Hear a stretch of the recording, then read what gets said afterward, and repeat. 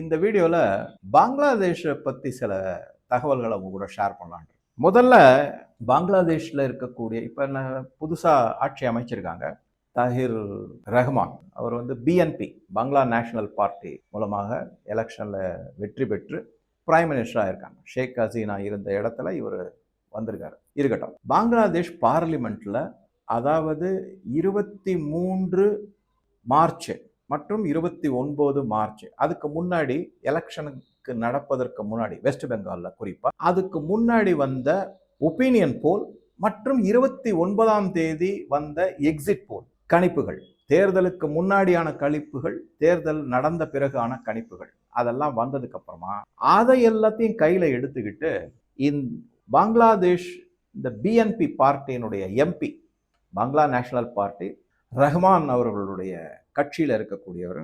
அவர் பேர் அக்தர் ஹுசைன். இந்த அக்தர் ஹுசைன் பங்களாதேஷ் பாராளுமன்றத்தில் ஒரு முக்கியமான செய்தியை அறிவிச்சார். என்ன அப்படின்னா, மேற்கு வங்காளத்தில் பாஜக ஆட்சியை பிடிப்பதற்கான சாத்தியக்கூறுகள் எல்லாம் மிக மிக தெளிவாக இருக்கு, உறுதியாக இருக்கு. இதனால பங்களாதேஷுக்கு மிகப்பெரிய ஆபத்து. அதனால இந்த அரசு இந்தியாவுடன் பேச்சுவார்த்தை நடத்தி அந்த ஆபத்தை தவிர்க்க வேண்டும். ஏனென்றால் மேற்கு வங்காளத்துல பாஜக ஆட்சிக்கு வந்துட்டா அங்க இல்லீகல் இமிகிரண்ட்ஸ் சொல்லக்கூடிய சட்டத்துக்கு புறம்பாக குடிபெயர்ந்த அகதிகளான பங்களாதேஷி இஸ்லாமியர்களை பங்களாதேஷ் நாட்டுக்குள்ள திருப்பி அனுப்பி விடுவார்கள். இது பங்களாதேஷ் நாட்டிற்கு மிகப்பெரிய ஆபத்து, இதை தடுக்கணும் அப்படின்னு சொல்லிட்டு ஒரு கோரிக்கையை வச்சார். அதுக்கு ஏத்த மாதிரி என்ன ஆயிடுச்சு அப்படின்னு பாத்தீங்கன்னா, எக்ஸிட் போல் வந்த அன்னைக்கே நிறைய பேர் பங்களாதேஷ், அதாவது வெஸ்ட் பெங்கால்ல குறிப்பா இந்த முஷிராபாத், மால்டா, சவுத் வெஸ்ட் பெங்கால்ல இருக்கக்கூடிய 24 சவுத் பர்கனாஸ், நார்த் பர்கனாஸ், இந்த மாதிரி இடத்துல இருந்தெல்லாம் பல பங்களாதேஷி இஸ்லாமியர்கள் மூட்டை முடிச்ச கட்டிக்கிட்டு அப்படியே பார்டரை கிராஸ் பண்ணி அவங்க நாட்டுக்கு போகிறதுக்கு ஆரம்பிச்சாங்க. இது மாதிரி செஞ்ச உடனே பாஜக வெற்றி பெற்றாச்சு, எல்லா நியூஸும் வந்துச்சு. இதை தொடர்ந்து என்ன பண்ணியிருக்காங்கன்னா, பங்களாதேஷனுடைய வெளியுறவுத்துறை அமைச்சர், ஃபாரின் மினிஸ்டர் கலீலுர் ரஹ்மான் அப்படிங்கிறவர், இந்த கலீலுர் ரஹ்மான் கடுமையான கண்டனங்களையும் விமர்சனங்களையும் இந்தியா மேல வச்சிருக்காரு.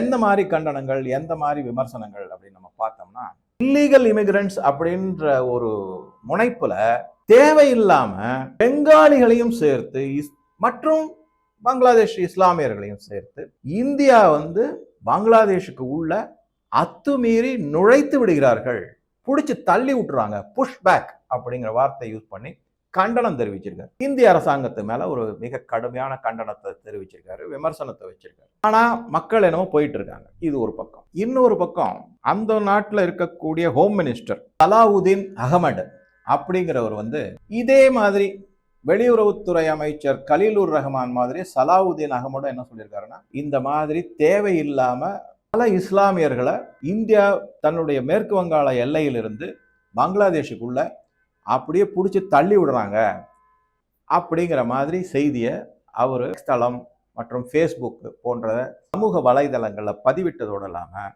கடுமையான கண்டனத்தையும் விமர்சனையும் இந்தியா மேலே வச்சிருக்காரு. இது ஒரு பக்கம். இதுக்கு நடுவில் என்ன இந்தியா அதுக்கு பதில் கொடுத்துருக்காங்க. வழக்கம் போல ரந்தீர் ஜெய்ஸ்வால் அவர் தான் எக்ஸ்டர்னல் அஃபேர்ஸ் மினிஸ்ட்ரி, வெளியுறவுத்துறை அமைச்சகத்தின் செய்தி தொடர்பாளர், ஸ்போக்ஸ் பர்சன். அவர் என்ன சொல்லிட்டாரு, நாங்கள் பல வருஷங்களாக கேட்டுக்கிட்டு இருக்கோம், உங்களுடைய குடிமக்களை நீங்க சரிபார் பலவிதமான டாக்குமெண்ட் எல்லாம் வச்சு அவங்க உங்க நாட்டு பிரஜைகள் அப்படின்னா அவங்கள திருப்பி எடுத்துக்க வேண்டியது. அவங்கெல்லாம் அத்துமீறி இந்தியாவுக்குள்ள நுழைக்கப்பட்டவர்கள், அவங்களுக்கு இங்க வாழ்வதற்கான எந்த உரிமையும் கிடையாது, அவர்கள் இந்தியர்கள் அல்ல, பங்களாதேஷ்ல வாழக்கூடிய மக்கள், அந்த நாட்டு குடியுரிமை பெற்ற மக்கள், அவங்கள நீங்க எடுத்துக்கிட்டு தான் ஆகணும். நாங்க இதை பல வருடங்களா உங்ககிட்ட சொல்லிட்டு இருக்கோம். நீங்க என்ன பண்ணிட்டீங்கன்னா, செவிடங்கால காதுல ஊதுன சங்கு மாதிரி ஒரு நடவடிக்கையிலையும் எடுக்கவே இல்லை, நீங்க பாட்டுக்கு இருந்துகிட்டே இருந்தீங்க. இப்ப இந்தியா நடவடிக்கை எடுத்து அவருக்கு பலவிதமான டாக்குமெண்டரி எவிடன்ஸ் எல்லாம் கொடுத்துருக்காரு. இந்தந்த நேரத்தில் இந்தந்த கடிதம் எழுதியிருக்கோம், இத்தனை பேருக்கு நாங்கள் ஐடென்டிஃபை பண்ணியிருக்கோம், அவங்களுடைய டாக்குமெண்ட் எல்லாம் கொடுத்துருக்கோம். நீங்க வெரிஃபிகேஷன் செஞ்சு சரி பார்த்து, ஆமாப்பா இவங்க இந்தியர் கிடையாது பங்களாதேஷ் தான் சொல்லி மரியாதையை நீங்க எடுத்துட்டு இருக்கணும். நீங்க எந்த விதமான நடவடிக்கையும் எடுக்கல. அதை தவிர இந்த மாதிரி ஒரு மிகப்பெரிய பிரச்சனை வரும்னு உங்களுக்கு தெரியும், அதற்கான எந்த விடை காண்பதற்கான முயற்சியும் நீங்க செய்யல. இப்படி எல்லாம் இருக்கும்போது இந்தியாவை குறை கூற வேண்டிய அவசியம் என்ன? தேவையே இல்லை, இந்த மாதிரிலாம் சொல்லாதீங்க அப்படிங்கிற ஒரு மாதிரி மிரட்டல் துணியில தான் இந்தியா பதிலடி கொடுத்துருக்காங்க. இதுக்கு நடுவில் எல்லாரும் இப்போ இந்தியாவிலேயே நான் முன்னாடியே சொல்லியிருக்கேன், சைதா ஹமீது அப்படிங்கிறவங்க, இவங்க வந்து காங்கிரஸினுடைய அடிவருடினா அடிவருடி, அந்த மாதிரி ஒரு லேடி. அவங்க சோனியா காந்திக்கு அந்த காலத்துலேருந்தே ரைட் ஹேண்ட்.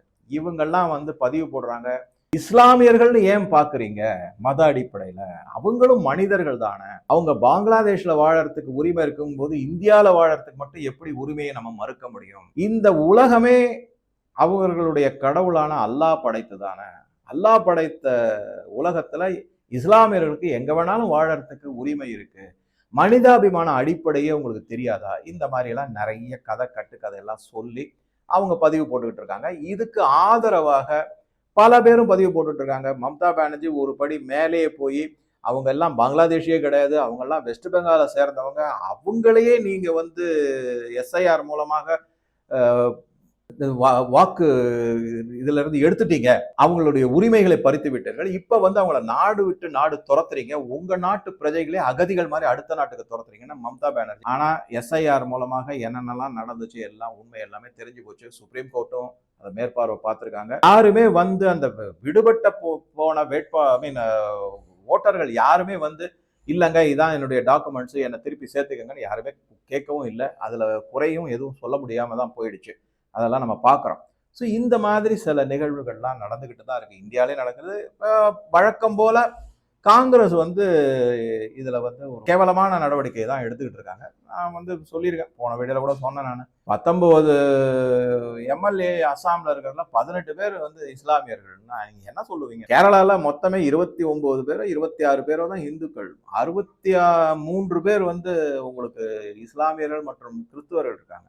ஆனா இவங்க சொல்றது என்னன்னாக்கா பாஜக மதவாத அரசியல் செய்யுதுனாங்க. உங்க எம்எல்ஏக்கெல்லாம் என்ன செஞ்சுக்கிட்டு இருக்காங்க அப்படிங்கிறதுக்கு பதில் கிடையாது. வெஸ்ட் பெங்கால்ல வந்து இன்னொரு முக்கியமான செய்தி என்னன்னா, அமித்ஷா வேற முன்னாடியே சொல்லிட்டாரு, அவர் தேர்தல் அறிக்கையிலே சொல்லியிருக்காரு என்னன்னாக்கா, நான் வந்து 6 மாசத்துல யூனிஃபார்ம் சிவில் கோடு கொண்டு வந்துடும், என்ஆர்சி கொண்டு வரும், சிஐஏவும் இம்ப்ளிமெண்ட் பண்ணப்படும் அப்படிங்கிற மாதிரி சொல்லியிருக்காரு. இதெல்லாம் பல செய்திகள். இதை தவிர இன்னும் நிறைய செய்திகள்லாம் வந்துட்டு இருக்கு. இப்போதைக்கு என்ன அப்படின்னா, இந்தியாவுக்கு அபிஷியலா இந்திய வெளியுறவுத்துறையும் பங்களாதேஷ் வெளியுறவுத்துறையும் இதில் ஒருத்தருக்கு ஒருத்தர் வந்து பேச்சுவார்த்தை நடக்காம இந்த மாதிரி கடித போக்குவரத்து இல்லை பொது மீடியாவில் இந்த மாதிரி கண்டனம் தெரிவிப்பது, அதற்கு இந்தியா பதிலடி கொடுப்பது, அந்த லெவலில் போயிட்டு இருக்கு.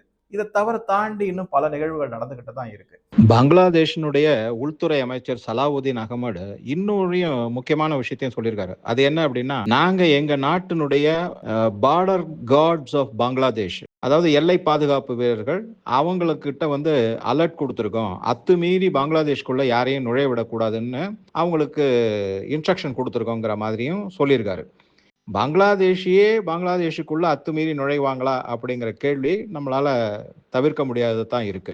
மேற்கு வங்காளம் மற்றும் பங்களாதேஷ் எல்லையில இருக்கக்கூடிய இந்தியாவினுடைய பார்டர் செக்யூரிட்டி போர்ஸ் சில அதிகாரிகள் ஒரு முக்கியமான தகவலை சொல்லியிருக்காங்க. அது என்ன அப்படின்னா, 6ஆம் தேதி வரைக்கும் அவங்க கண்காணித்த வரைக்கும் கிட்டத்தட்ட 1.5 லட்சம் பங்களாதேஷி இஸ்லாமியர்கள் மேற்கு வங்காளத்திலிருந்து பங்களாதேஷ் நாட்டுக்கு போயிருக்காங்க, பார்டர் வழியா இந்திய எல்லை வழியாக பங்களாதேஷுக்குள்ள நுழைஞ்சிட்டாங்க அப்படிங்கிற ஒரு தகவலை சொல்லியிருக்காங்க. இந்த ஒரு 2 நாள்லயே 1.5 லட்சம் பேர் போயிருக்காங்கன்னா வரக்கூடிய காலங்கள்ல எவ்வளவு பேர் போயிருப்பாங்க அப்படிங்கிறதும் ரொம்ப முக்கியமான செய்தி. இதை தவிர பங்களாதேஷிகள்லாம் என்ன நினைக்கிறாங்கன்னா, நம்மளாவே நம்ம நாட்டுக்கு திரும்பிடுறது நல்லது, இல்லைன்னா நாளைக்கு வந்து இந்த அமித்ஷா சொன்னபடி சிஏஏவோ இல்ல என்ஆர்சியோ அந்த ஃபென்சிங் இதெல்லாம் வந்துச்சுனாக்கா அவங்கள அரெஸ்ட் பண்ணி அவங்க மேல சட்டப்படி நடவடிக்கை எடுத்துனா அப்ப ரொம்ப கேவலமாயிடும், ரொம்ப பாதிப்புக்கு உள்ளாகும் அப்படின்னு சொல்லிட்டு இப்பயே அவங்க கிளம்பி தங்க நாட்டுக்கு திரும்பி போறதாக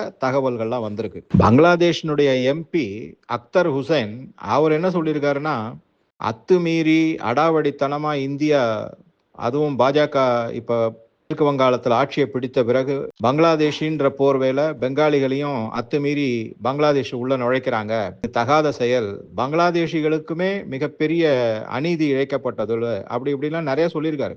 இவ்வளவு அக்கறை இருக்கிறவங்க பேசாம பஸ்ஸையோ இல்ல எதையோ வச்சு நம்ம இந்திய அரசாங்கம் செஞ்ச மாதிரி தனி விமானத்திலேயோ பங்களாதேஷிகளை அவங்க நாட்டுக்கு கூட்டிட்டு போக வேண்டியதானே. எதுக்கு அவங்க பாவம் கஷ்டப்பட்டுக்கிட்டு இருக்கணும்? இந்த இந்திய நாட்டுல அவங்க தகாத முறையில் உள்ள நுழைஞ்சிட்டாங்க. அத்துமீறி நுழைந்தவர்கள் சட்டத்துக்கு புறம்பான இங்க உள்ள வந்து இருக்காங்க. அவங்க அகதிகளே கிடையாது. அந்த மாதிரி ஓட்டு பேங்க் பாலிடிக்ஸாக மம்தா பானர்ஜியால கூட்டிட்டு வந்தவங்க. நீங்க திருப்பி கூட்டிட்டு போங்க உங்களுக்கு அவ்வளவு அக்கறை இருந்ததுன்னா அப்படின்னு பல பேர் பதிவு போட்டிருக்காங்க. அது என்ன அப்படிங்கிறத நம்ம பின்னாடி பார்க்கலாம். ஸோ இந்த வீடியோ பற்றிய கருத்துக்களை பதிவிடுவோம். நன்றி, வணக்கம்.